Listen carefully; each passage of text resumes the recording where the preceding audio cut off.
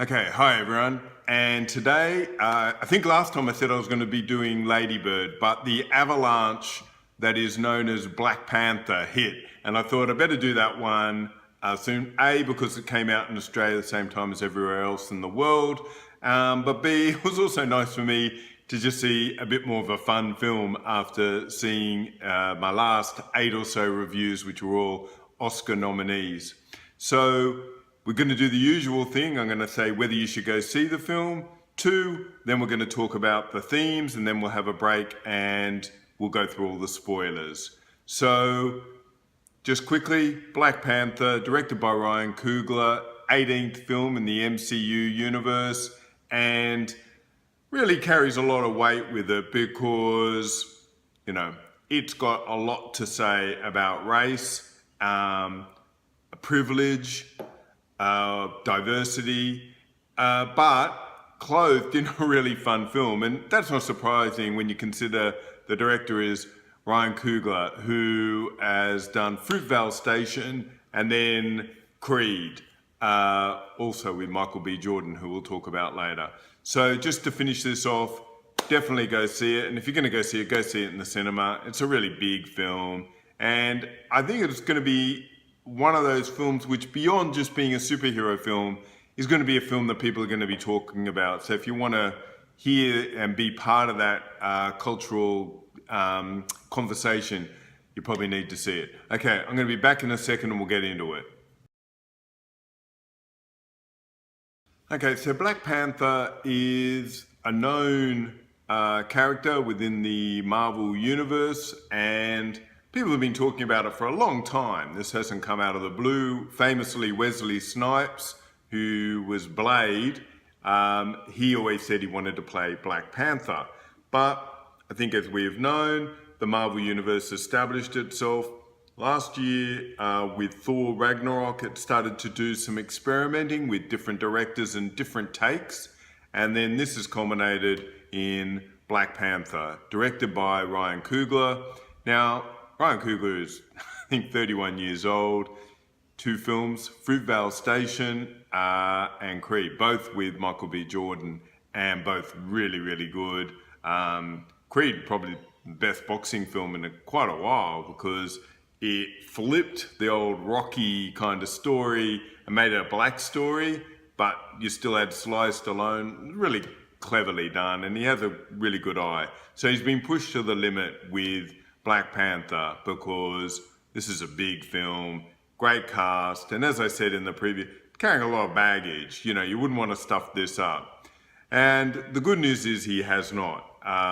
We'll get into, there's a lot to unpack here.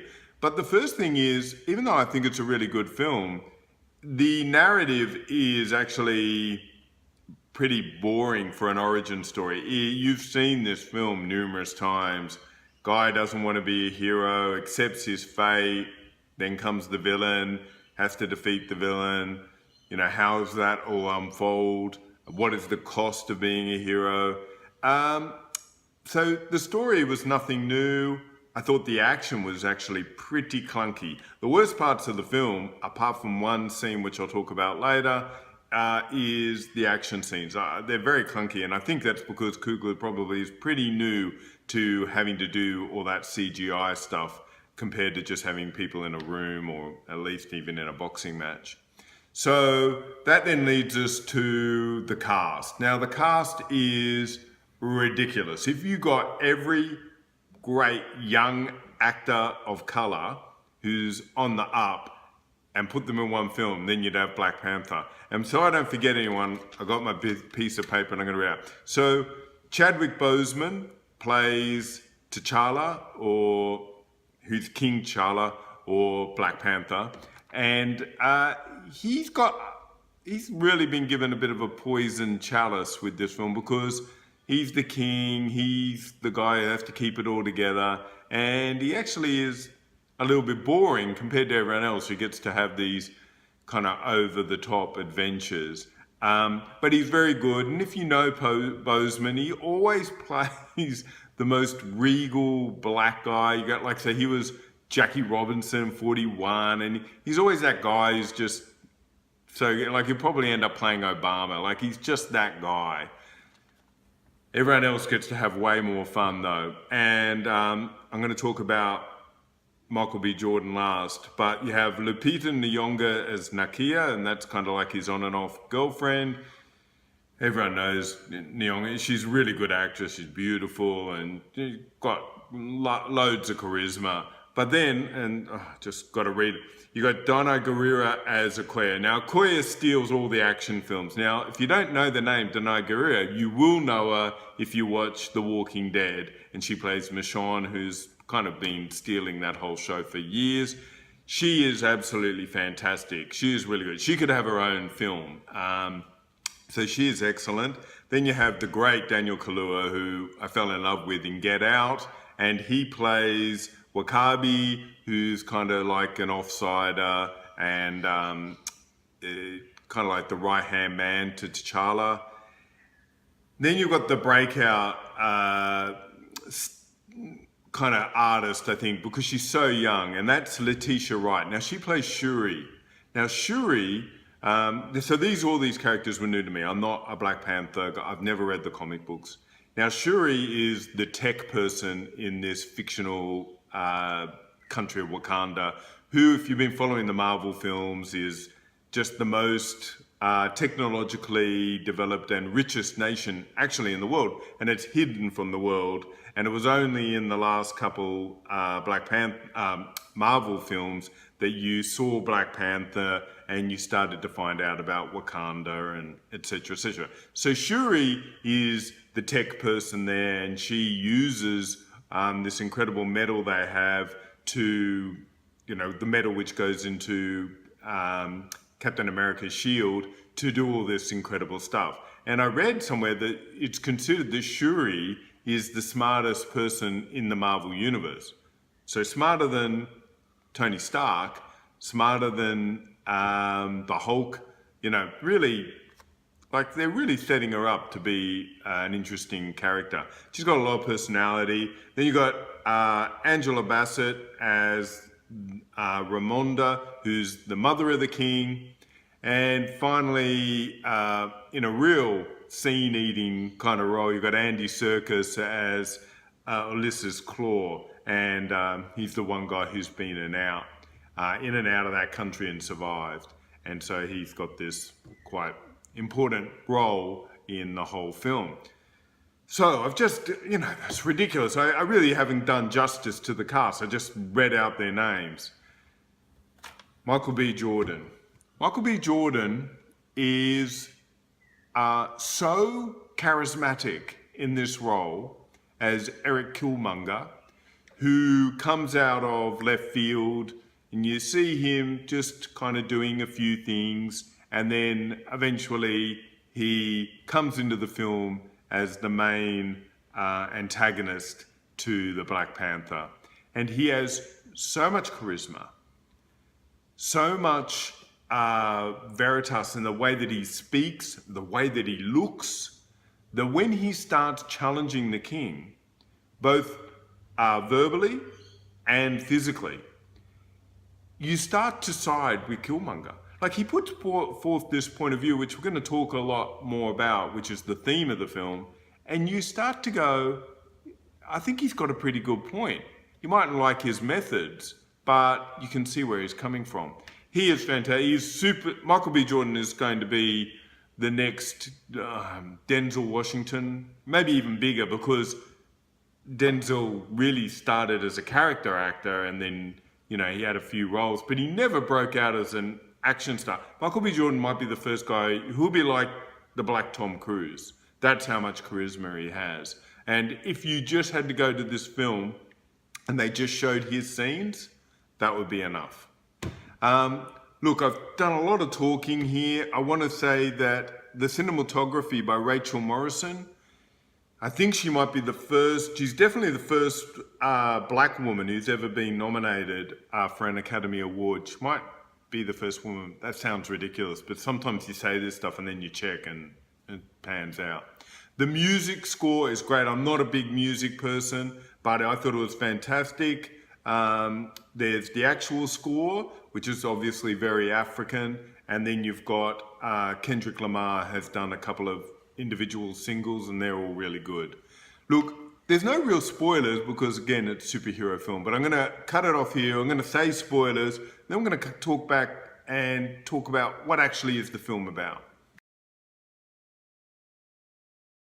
Okay, so this is a very interesting film because one of the main themes in it is privilege.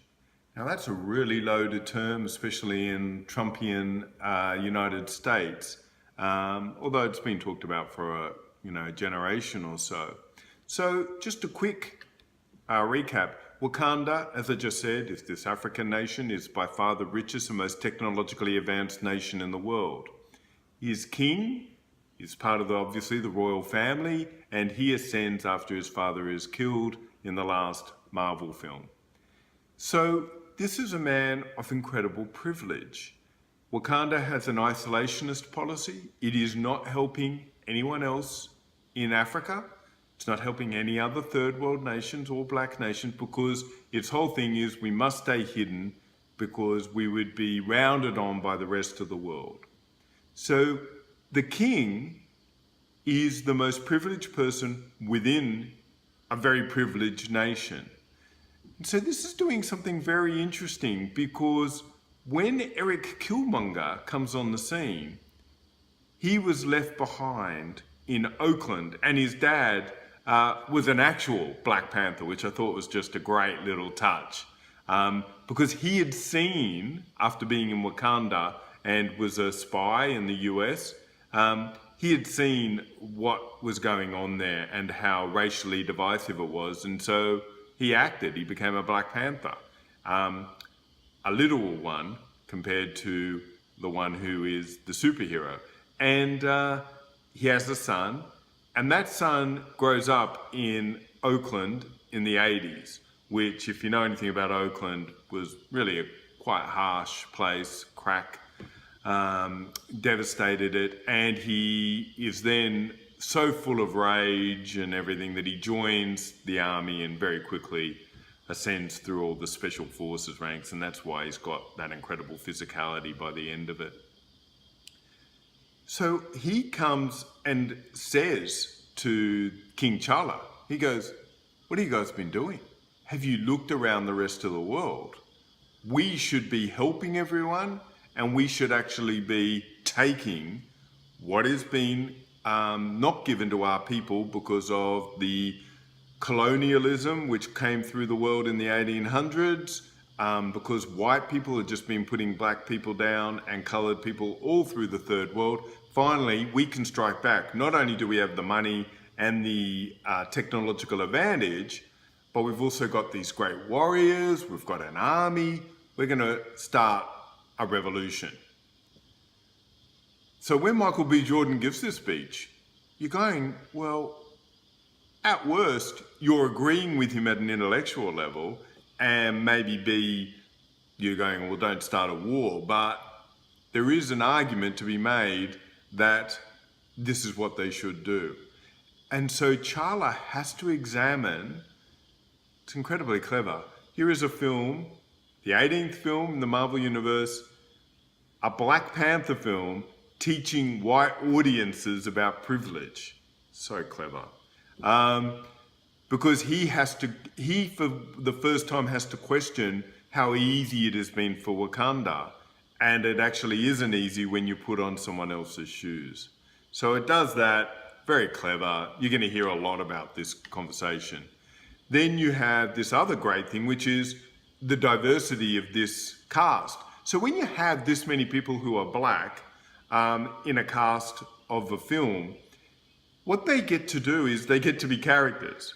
And I know this sounds all so 101 filmmaking, but when you only have one black person who's the sidekick or the humorous guy or whatever, they then carry the weight of representation. They have to represent their race or their social class, whatever.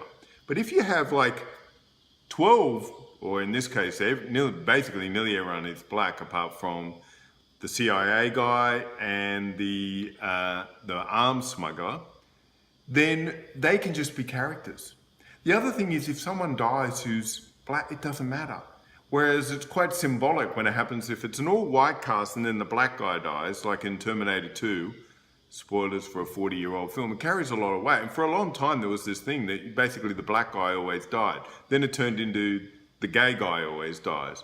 So this film gets to really just roll out this great cast of interesting characters. Everyone's different, everyone's got different sense of humor or action or smarts or whatever, and you just get to revel in it. It's a very different look. The other thing we need to talk about is this is what we consider in science fiction Afrofuturistic.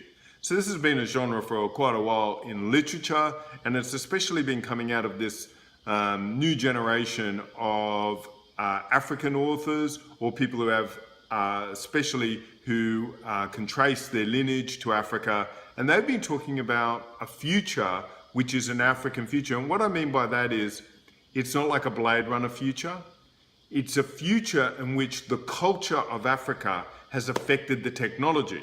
So I'll just give you a really easy example. One of the most incredible weapons in Black Panther are the spears of the Royal Guard. But you think, well, they're just spears. But of course, they've been built of, I always get the metal wrong, but I think it's vibranium. And because of that, they can do all these incredible things, which are way more powerful than, let's say, a gun or something.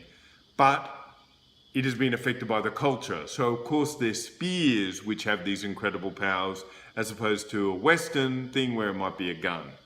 So this then blends through into the way the city looks. The city has a very defined future look, but you might have these incredible tall buildings, but on the ground there's street vendors and food trucks and street stalls like you'd see in Nairobi. And there are roads, but they're all covered in grass because it's Africa, and and doesn't matter because they've got flying cars and maglev anyway. It's really interesting look. The colors, the soundscape, not just the score, the soundscape. There's always drumming. There's always this African kind of beat to everything. Really super interesting film. And so, as I said before, this clashes slightly with that the film is not that interesting in terms of just the narrative. And yet there's all this great stuff just under the surface. It's a real iceberg film. All the interesting stuff is under the water. So I just want to talk about one great scene, and that is the scene where this film turns into James Bond. You don't need Idris Elba, they're already doing James Bond, because Charla is James Bond, Q is Shuri, and they've got, he's got his other people, and meeting the white CIA guy. It's just straight out of any James Bond film. And that's the scene in which they all go to Korea and they're going to try and capture Claw. The great thing about this scene and the scene stealer is, and I just got to check, the Guerrera, who plays Okoye, and she's normally bald, she's this great, African warrior, and she has to wear a wig, which she hates. She's in this flowing red dress, and of course it all goes to crap, and she has to fight her way out and protect her king, and she just is incredible. She's on the second floor and she just dives down, and Coogler's camera just loves this beautiful African lady with this red dress, just jumping down and just laying waste to everyone that she can see. It's a great scene. Coogler really nails that, which is weird because all the other battle, and it's got the usual Marvel huge battle scene at the end where I'm so bored. Anything which has CGI in this, involving the action, is so boring. Everything which sings in this film is about character and about exploring what is responsibility and privilege. Really interesting film, and looks great. So definitely go see it. If you like what I'm doing, subscribe. I'm going to be doing a lot more films now that we're kind of over the Oscar season. And I might start doing a bit more TV as well. So subscribe, hit the bell, and then you'll always know what I'm doing. And I'm on Twitter at Guru Eden. So I'll see you soon. Bye.